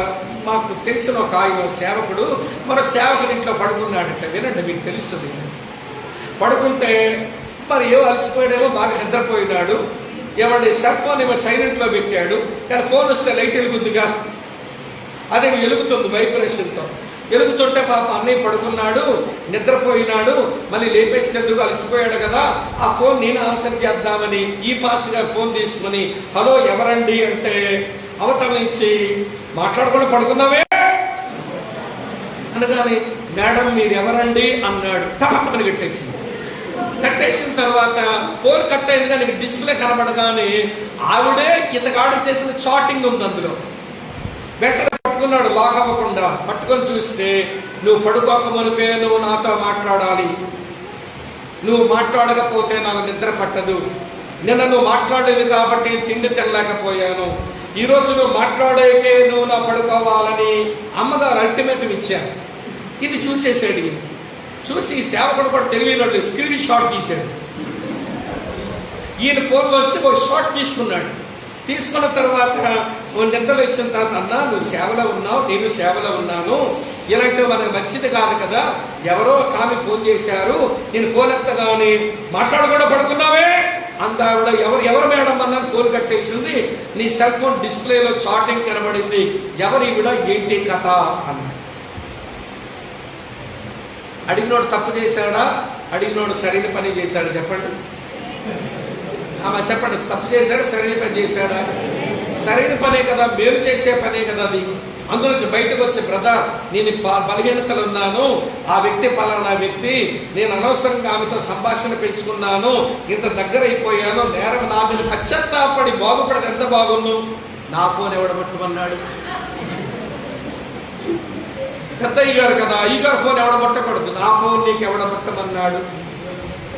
ఇంతకీ ఆవిడెవరో తెలిసిందంటే ఇతర భార్య తాలకు సొంత చెల్లి, అంటే మతలకలతో చాటింగ్లు అన్నమాట. పాస్టర్ బావ ఈడ బావ తగలయ్యా. వినండి, నేను నిజం చెప్తున్నా, మీ నవ్వులాటే చెప్పడం లేదండి. తర్వాత అతనేమో ఏమంటే అసలు ఈ పాశ్చాత్య కలవడం మానేశాడు, తర్వాత వాళ్ళకు సావాసానికి రావడం మానేస్తే ఏం తమ్ముడు ఏంటప్పుడు సంగతి అంటే ఇతని భార్య పాస్టర్ భార్య అన్న ఆడు రాకపోతేనే మంచిదన్నా, ఆడితే చెప్పు తీసుకుతన్నారని ఉంది నాకు అన్న. ఈవిడెందుకు అలాగంది అనుకున్నాను. అరే ఒక చెల్లినంట అమ్మాయి ఇంటికి వచ్చి విశ్రాంతి తీసుకోవడానికి అప్పుడప్పుడు అవకాశం ఇచ్చే అమ్మాయి ఏం అసభ్యంగా మాట్లాడాడో కానీ ఇంట తాలూకా భార్యకు కూడా వాడేటోళ్ళు మండిపోతుంది. ఈ దండి అవ్వారం అర్థమవుతుంది నేను చెప్పిన విషయం. దేని కొరకు పిలవబడ్డా? మనం ఆశీర్వాదాన్ని వారసత్వం ఇవ్వడానికి పిలవబడ్డాం, పరిశుద్ధులుగా జీవించడానికి పిలువబడ్డాం, వెలుగులో బ్రతకడానికి పిలువబడ్డాం. మీకు మంచి శుభవార్త చెప్తాను వినండి. 1 యోహాను పత్రిక 1:7 చదవండి. 1 యోహాను పత్రిక 1:7 చదవండి. రాసిందో, అయితే ఆయన వెలుగులో ఉన్న ప్రకారం మనము వెలుగులో నడిచినట్లయితే మనము అన్యోన్య సహవాసము గలవారమయ్యుందుము. అప్పుడు ఆయన కుమారుడైన యేసు రక్తము ప్రతి పాపము నుంచి మనల్ని ఏమి చేయను తల్లి? పవిత్రుడుగా చెయ్యను. అన్యోన్య సహవాసం ఎందుకు లేదు ఈరోజు సంఘాల్లో? భార్యాభర్తల మధ్య సహవాసం లేదు, సేవకులకి సంఘస్థుల మధ్య అన్యోన్య సావాసం లేదు, విశ్వాసులకి విశ్వాసుల మధ్య అన్యోన్య సావాసం లేదు. కారణం ఏంటంటే వీళ్ళు వెలుగులో బతకడం రావడం లేదు. అంత దాపరికాలే, అంత చీకట బతుకే, అంత అరమరికలే, అంత దాగుడు మూతలే. భర్త తయారై బయటికి వెళ్తున్నాడు. ఏమండి ఎక్కడికి వెళ్తున్నారు అని అడిగింది. చెప్పచ్చు గెత్తుగాడు,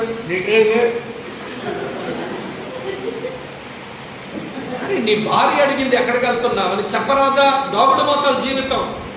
కొంతమంది భర్తలు చెప్పరండి, వీళ్ళకున్న మాయిదార రోగం అని. ఏమండి కొంచెంసార్లు గట్టిగా నిలదీసి చెప్పండి మీరు ఎక్కడికి వెళ్తున్నారు అంటే నీకెందుకు తిరగబడతాడు. లేకపోతే కొంచెం తెలివి ఉంటారులేండి, వాళ్ళు ఏం చెప్పరు కానీ చెప్పినట్టే ఉంటారు. ఏం చెప్పరు, చెప్పినట్టుగానే ఉంటారు.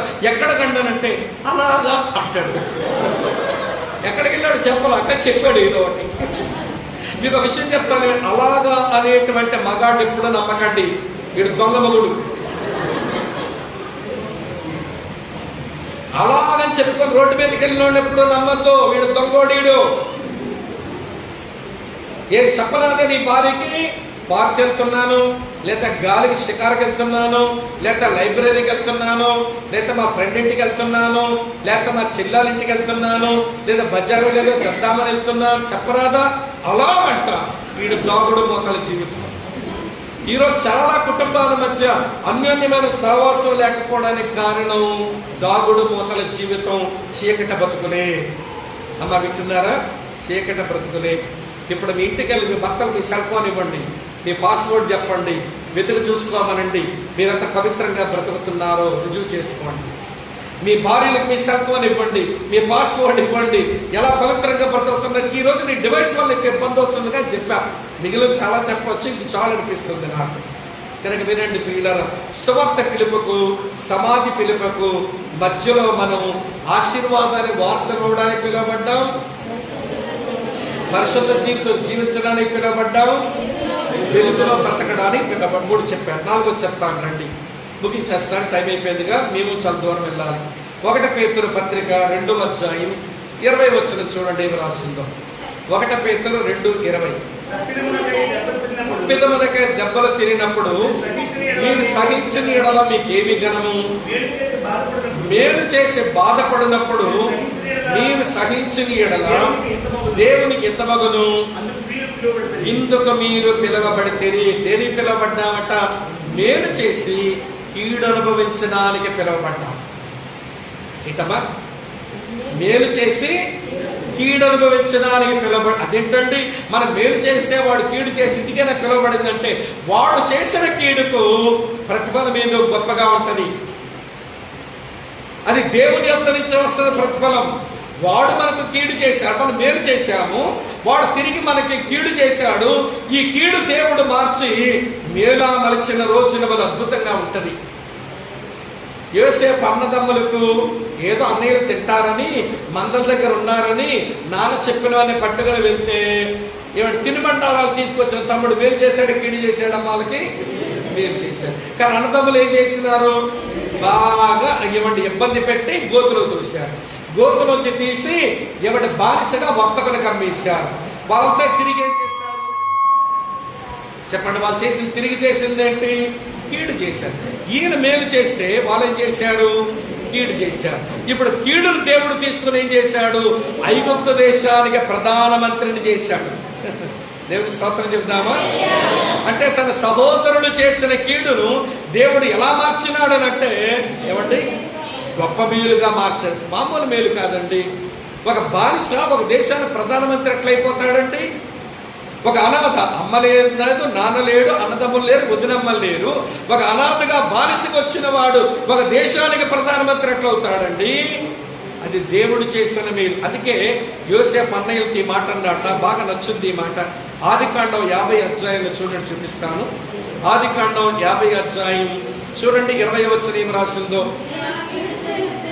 మీరు నాకు కీడు చేయని ఉద్దేశించిదిరి గాని నేటి దినమున జరుగుచున్నట్లు అనగా బహు ప్రజలను బ్రతికించినట్లుగా అది మేలుకే దేవుడు ఉద్దేశించారు. మీరు నాకు కీడు చేశారు, నేను మేలు చేసినా కానీ దేవుడు దాన్ని అధికమైన మేలుతో నాకు ప్రతిఫలం ఇచ్చాడు. కనుక ఎవరైనా నీకు కీడు చేస్తే వాళ్ళ మీద కోపం తెచ్చుకొని ఆ కోపానికి బాగా పాలు పోసి పెంచు. పెంచిన ద్వేషంగా మారుద్ది. కోపం కాస్త ఏమైంది? ద్వేషమైంది. ఆ ద్వేషానికి కొంచెం అమ్మ వింటున్నారా ఏమండి, పంచపక్ష పరిమాణాలు పెట్టి పెంచు. అది నెమ్మదిగా పగగా మారుద్ది. ఆ పగ కాస్త మంచం ఏమండి పలావ్ చికెన్ పెట్టి పెంచు. అది ప్రతీకారంగా మారిపోతుంది. అప్పుడు మనిషి ఎట్లుంటాడో తెలుసా? ప్రతీకారంతో రగిలిపోతూ ఉంటాడు. అది దెయ్యపు లక్షణం. పాపం వచ్చినప్పుడే తీసేసుకో. అది ద్వేషంగా మారనియద్దు. ఒక ద్వేషంగా మారిన వదులుకో. అది ఉంచుకుంటే అది పగగా మారుద్ది. ఆ పగను కాస్త పెంచుకుంటే అది ప్రతీకారంతో రగిలిపోతావు. ఈరోజు క్రైస్తవ సంఘాలలో కుటుంబాలలో ప్రతీకారంతో రగిలిపోతుంటారు. నాకు టైం దొరకదా, దేవుడు నాకు అవకాశం కూడా దులిపేస్తా, కడిగేస్తా, జాడించేస్తా, ఆరబెట్టేస్తా, ఏమండి ఇస్త్రీ చేసేస్తా, బీరువాళ్ళు తోసుకుంటా. అరే తండ్రి, వీరేమి చేయుచున్నారు, వీరు ఎరుగరు గనక వీరు క్షమించు అని ప్రార్థించిన ఆ ప్రభు శిష్యులమైన మనం ఇంత ప్రతీకారంతో రగిలిపోతే ఎట్లా?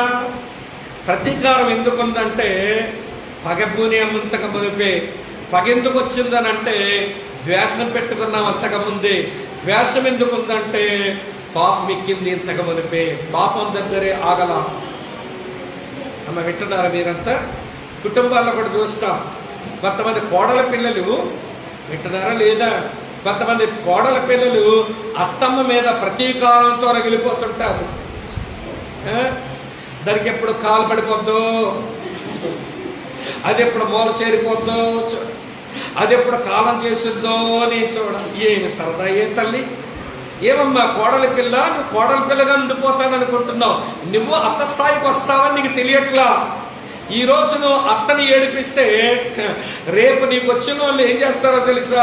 అంతకంటే 100 రెట్లు ఎక్కువ ఏడిపిస్తారని. వింటున్నారా లేదా? ఏమండి, ఈనాటి కోడల పిల్లలు రేపు అత్తలవ్వక మానరు.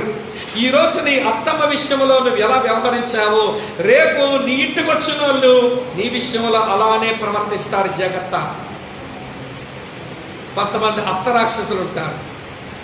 కోడల పిల్ల మీద కొంచెం పాపం పెంచుకొని, ద్వేషం పెంచుకొని, పగ పెంచుకొని ప్రతీకారం రగిలిపోతూ ఎలాగ దీన్ని ఇబ్బంది పెట్టాలని కొడుకు రాగానే నాయన ఈ ముసలి పీను ఈడల్తాడు. నా గది తొడవలేదురా మీ ఆవిడ, నా చీర ఉతకలేదురా మీ ఆవిడ, టీ ఇచ్చిందిగా చల్లం తెచ్చిందిరా మీ ఆవిడ, చల్లం పెట్టింది కానీ రాత్రిది పెట్టిందిరా నాకు. రాత్రిది కాకపోతే ఏమండి, ఇప్పుడు వండింది చల్లంది అంటారా? రాత్రిదే కొంచెం గెజ్జేసి ఉంటే చల్లంది అంటారు కదా. ఏమండి మొత్తానికి చల్లంది పెట్టిందిరా, నేను తినలేకపోయాను కొడుకు అంటే ఆడికి బాగా పురెక్కిస్తూ ఉంటుంది అనమాట. ఆడు కోపం ఎక్కి భార్య దగ్గరకు వచ్చి పాటమని కొట్టేస్తే దీని కడుపు నిండుంది. ఏమో ముసలి పీనుగా నీ కొడుకు నీ కోడళ్ళు కొడితే చూసి మురిసిపోవాలనుకుంటున్నా రాక్షసువు నువ్వేమి అత్తమ్మవే తల్లి? ఏమమ్మా అత్తమ్మ, ఒకప్పుడు నువ్వు కోడలమని విషయం మర్చిపోయావే? మీ అత్తమ్మ నిన్నప్పుడు ఎలా చూసింది, ఈరోజు నీ కోడల పిల్లని ఎలా చూస్తున్నావు? కోపం పెంచుకుంటున్నారు, ద్వేషాలు పెంచుకుంటున్నారు, పగలు పెంచుకుంటున్నారు, ప్రతీకారం పెంచుకున్నారు.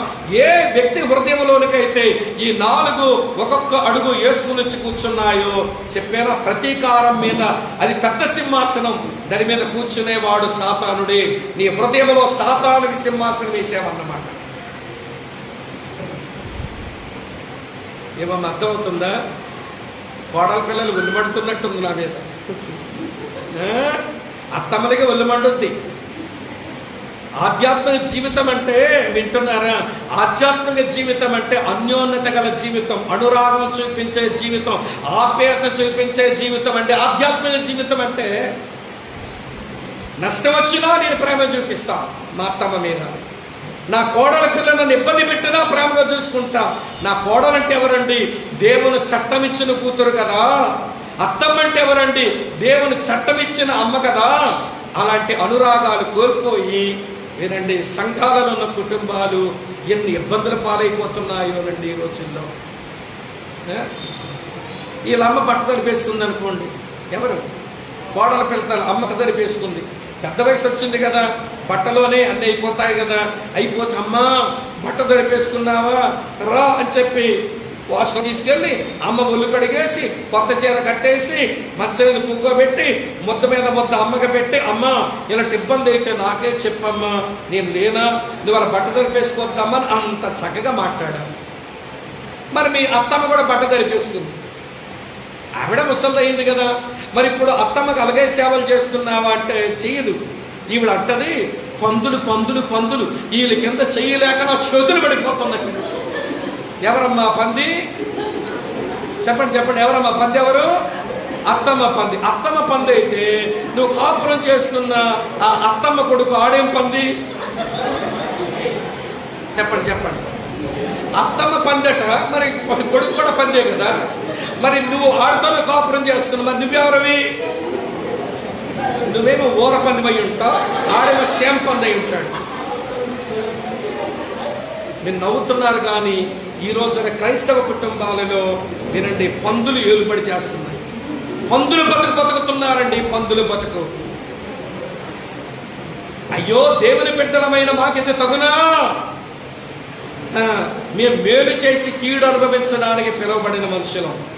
ఆ కీడుకు మా దేవుడిచ్చే ప్రతిఫలం చాలా గొప్పగా ఉంటుంది అని నిరీక్షతో బతకవలసిన మనం ఎక్కడే పాపం పెట్టి దాన్ని ద్వేషం చేసుకొని దాన్ని పగ్గా మార్చుకొని ప్రతీకారంతో రగిలిపోయి ఆ ప్రతీకార సింహాసనం మీద సైతానుని కూర్చోబెట్టుకొని బతుకుతున్న మనం, మన కుటుంబాలు ఏం బాగుంటాయి, మన సంఘాలు ఏం బాగుంటాయి?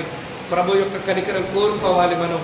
ప్రభు కనికరించవా, ప్రేమించబుద్ధి ఇట్లా నా కోడల పిల్లని, కానీ నా కూతురు కంటే ఎక్కువగా ప్రేమించే ఆ మనసు నాకు ఇవ్వా. మా అత్తమ్మ నేను ప్రేమించలేకపోతున్నాను ప్రభువా, అసలు ప్రేమించే హృదయం కాదు ప్రభువా, నీ ఆత్మ నా హృదయంలో ఉన్న మాట నిజమైతే, పరలోకమందు నా ప్రేమ నా హృదయంలో పోసిన మాట నిజమైతే, నా అత్తమ్మను మా అమ్మ కంటే బాగా ప్రేమించే కృప నాకు ఇవ్వా. అడుగుతామా? ప్రార్థన వస్తుందా? తీసుకెళ్ళిపోయిన ఆయన దీనిగా చేయలేకపోతున్నా మొసలు తీసుకెళ్ళిపోయిన, కాలుంచేనా ఆయన, చెయ్యొచ్చేనా ఆయన, మచ్చ పట్టించేనా ఆయన, తీసుకెళ్ళిపోయిన ఆయన. ఇంకా సావలేదనుకోండి, తిండట్ట మానేస్తే మనం ఒక ఆయన చెప్తున్నాడు, అన్నా నేను అక్కడికి వెళ్ళి చూసేసరిగా బాధపడుతున్నానన్నా. 103 సంవత్సరాలంట ఆ అమ్మకి, అయినా బతికే ఉందండి. ఆవిడ పని ఆడే చేసుకుంటుంది. ఈ మధ్య కొంచెం అనారోగ్యమై మంచం పడితేను వాళ్ళ మనవడు, అయ్యో నేను మా నాయనమ్మకి ఏమీ చేయలేకపోయానే, ఇప్పుడు చేయగలిగిన స్థాయి ఇచ్చిందని వాళ్ళ నాన్నమ్మకి సేవలు చేయడానికి వెళ్ళి ఆవిడ కావలసినవని కొనడానికి ఇస్తే అక్కడికి వెళ్ళిన తేలిన ఫలితార్థం ఏంటంటే ఎప్పటికే దీనికి 103 వచ్చాయి, ఇంకా బతకడం ఎందుకు అని చెప్పి తిండెట్టడం మానేస్తున్నారు.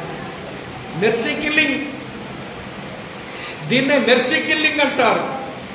చావడానికి మందులు ఇవ్వకపోవడం, చావడానికి కూడెట్టకపోవడం, చావడానికి ఆ రొచ్చులో వదిలేయడం, ఒక జంతువులు వదిలేసినట్లుగా ఆ రొచ్చులోనే ఆ ముసల్దాన్ని వదిలేస్తుంటే, అయ్యో ఏంటన్నా మా వాళ్ళు ఎలా ఆమె సంపాదన వల్ల బతికిన కూతురు మొహం చూడడంలా, ఆమె సంపాదన వల్ల పెరిగిన కొడుకులు వాళ్ళ మనవడు మా పిల్లలు వాళ్ళు చూడడంలా, అసలు మనిషి బతుకంటే ఇంతేనా అని ఏడుస్తూ ఏం చేయమంటావంటే పనిగట్టుకుని పొమ్మన్నాను. తన భార్యని వాళ్ళ అమ్మని పిల్లల్ని తీసుకుని వెళ్ళి ఆ ముసలమ్మ కావు సరుకులన్నీ కొని పెట్టుకెళ్ళి మొత్తం బాడీ వాష్ అంతా చేసి మంచిగా చీర కట్టి ఆ కుక్కి మంచం తీసేసి కొలువ మంచం కొని పట్టుకెళ్ళి మంచం వేసి ఆమె కావలసిన మందులు పెట్టి ఒక మనిషిని పురమాయించి మీకు డబ్బులు ఇస్తామయ్యా సేవ చేయండి మేము దూరంలో ఉన్నాము అని చెప్పి ప్రయాసపడుతుంటే ఇవ్వండి ఈ మనవడు ప్రయాసపడిన ఒక 4 రోజులకి పాప ముసలం వెళ్ళిపోయింది. కానీ ఆ పిల్లాడికి ఎంత తృప్తి వచ్చిందంటే చివరిలోనైనా మా నాయనమ్మకు నేనేదో చేయగలిగాను. ఊరోళ్ళంతా అనుకుంటారు, కొడుకులు కూతుర్లు ఎందుకురా, ఏం చేశారా మీరు ఆ ముసల్దానికి? ఆ మనవడు ఎక్కడో ఉండేవాడు, మొత్తాన్ని పనిగొట్టుకుని వచ్చి చేయవలసినవన్నీ చేశాడు ఆ ముసల్దానికి. తిండట్టుకుండా చంపారు కదరా మీరు. Mercy killing. మేలు చేసి కీడు అనుభవించడానికే మనం పిలువబడ్డాం. దీనికి భిన్నమైనది జరుగుతుంటే ఎక్కడో నీ హృదయంలో సమస్య ఉందని లెక్క. అది మనం తెలుసుకోవాలందరం దేవుని పిల్లలం. మేలు చేద్దాం, కీడు ఎదురొస్తే గొప్ప మేలు అక్కడ ఉందని ఎదురు చూద్దాం. క్రైస్తవ జీవితం ఎదురు చూసే జీవితం, అప్పుడే అందుకునే జీవితం కాదు కదా. యేసేపు 8 సంవత్సరాలు వెయిట్ చేశాడండి. గోతులో పడ్డాడు, బానిసగా బతికాడు, జైల్లో పడ్డాడు, తర్వాత సింహాసనం మీదకి వచ్చాడు. అక్కడికి వచ్చే సమయానికి కొద్దిగా సమయం పట్టింది, కానీ దేవుడు మాత్రం అద్భుతంగా తీసుకొచ్చాడు. చివరి మాట చెప్పి ముగిస్తాను, టైం అయిపోయింది. 1 పేతురు 5వ అధ్యాయం 10వ వచనం చూడండి. 1 పేతురు 5:10. తన నిత్య మహిమనకు క్రీస్తునందు మిమ్మల్ని పిలిచిన సర్వ కృపానిధి యొక్క దేవుడు కొంచెం కాలం మీరు శ్రమపడిన పిమ్మట తానే మిమ్మల్ని పూర్ణులుగా చేసి స్థిరపరిచి బలపరచును. ఆమేన్. ఏం దేనికి పిలిచాడంట? ఆయన నిత్య మహిమకు పిలిచాడంట. ఆశీర్వాదానికి వారసులవడానికి పిలిచాడు. 1. పరిశుద్ధులుగా జీవించడానికి పిలిచాడు. 2. వెలుగులో బ్రతకడానికి పిలిచినాడు. 3. మేలు చేసి కీడు అనుభవించడానికి పిలిచినాడు. 4. నిత్య మహిమగా పిలిచాడు. ప్రియులారా, ఏ భేదమును లేదు. అందరము పాపం చేసి దేవుడు అనుగ్రహించి మహిమను పొందలేక ఎవరు పర్ఫెక్ట్ కాదండి. నేను పర్ఫెక్ట్ కాదు. పర్ఫెక్ట్ పీపుల్ కొరకు నేను ఎదురు చూడడం లేదు. కడగబడ్డ మనుషుల కొరకే ఎదురు చూస్తున్నాను. సరిచేసుకుంటున్న మనుషులు నా సావాసులు అయితే చాలనుకుంటాను. పర్ఫెక్ట్ పీపుల్ నాకొద్దు. నేను పర్ఫెక్ట్ కాదు. నేను సంపూర్ణుడు కాదు. సంపూర్ణమైన మనుషులు నాకు అక్కర్లేదు. దేవుడు కూడా అదే మనసు కలిగిన వాడు. సంపూర్ణతగా ప్రయాణం చేస్తున్న మనుషులం. ఏదో బలహీనతలు ఉంటాయి, కానీ దేవుని మహిమను పొందలేని మనకు ఆ నిత్య మహిమనివ్వడానికి మహిమలో ఉన్న మహిమాస్వరూపుడైన ఆ యేసు ఆ మహిలోకాన్ని విడిచి మట్టి ఆకారంలో వచ్చి మరణించి ఈ మహిమలేని మట్టి ఘట్టాలకు మహిమనివ్వడానికే మహిమాస్వరూపుడు సిలువలో వేలాడింది. కానీ ఎందుకు పిలువబడ్డామంటే నిత్య మహిమకు పిలువబడ్డాం. నిత్య మహిమలోకి వెళ్ళిన రోజున మనం సంపూర్ణులమవుతాం. నిత్య మహిమకు వెళ్ళిన రోజున బలపరచబడి కనబడతాం. నిత్య మహిమకు వెళ్ళిన రోజున స్థిరపరచబడి కనబడతాం. తద్వారా దేవునికి యుగ యుగాల మహిమ మనందరి ద్వారా వస్తుంది. అమ్మ, అర్థమైందా? మన మొదటి పిలుపేంటి? మన మొదటి పిలుపేంటి? మన చివరి పిలుపేంటి? సువార్త పిలుపు, సమాధి పిలుపు. మధ్యలో పేరుతో మనం 5 పిలుపులు అన్నాడు.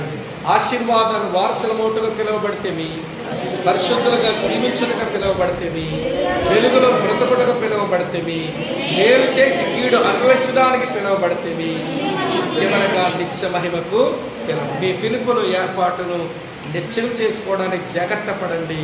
ఎవరు అలా జాగ్రత్త పడతారో వారు ఎప్పుడునూ తొట్టిల్లరు. వారికి పరలోక రాజ్యమందు నిత్య రాజ్యములో సమృద్ధైన ఆహ్వానం ఉంటుంది. ఇవ్వండి, ఇంతకంటే ఇంకేం చెప్పను? ఇంకేం లేవు అక్కడ చెప్పడం. పేతురు రాసినవి అయిపోయినాయి. అమ్మ, అర్థమవుతుందా? చెప్పండి. నా మొదటి పిలుపు ఏంటి అనుకోవాలి మీరు? నా చివరి పిలుపు ఏంటి అనుకోవాలి మనం? ఈ మధ్యలో 5 పిలుపులు. దానికి తగిన బ్రతుకుదాం. ఆయన కృపను కోరుకుందాం. కళ్ళు వంచండి, కళ్ళు మూసుకోండి, ప్రార్థన చేసుకుందాం.